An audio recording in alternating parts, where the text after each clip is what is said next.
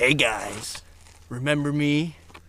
The guy that used to stock your shelves, hang the clothes on your racks, did all that work for all those years, stood by and watched your pathetic little commercials with your dolls.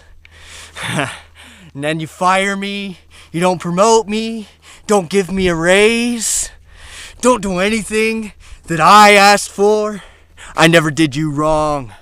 You said your store wasn't doing so great, so you had to let me go. That's bullshit. So I took my raise. I took my promotion right here. And I'm gonna do something about it.